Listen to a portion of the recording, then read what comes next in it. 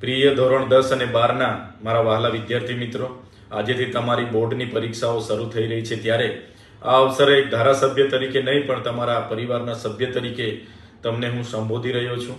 મારા જીવનમાં પણ અનેક સંઘર્ષો હતા. શિક્ષણ થકી, આત્મવિશ્વાસ થકી અને સંકલ્પ થકી સતત મહેનત કરતા રહ્યા અને આજે આ સ્થાન પર હું પહોંચ્યો છું. ત્યારે હું માનું છું કે આપણા વિસ્તારનો વિકાસ એ માત્ર રાજકીય ભાષણોથી નથી થવાનો. આપણા વિસ્તારનો સાચો વિકાસ એ યુવાઓનું શિક્ષણ અને સંકલ્પ થકી થવાનો છે.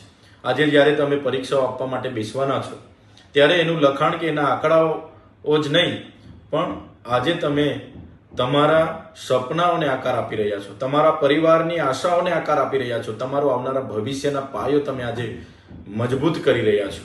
ત્યારે આજના આ પરીક્ષાઓમાં તમે પોતાના આત્મવિશ્વાસ સાથે તમારું લખાણ લખો અને ખૂબ સુવ્યવસ્થિત રીતે લખો.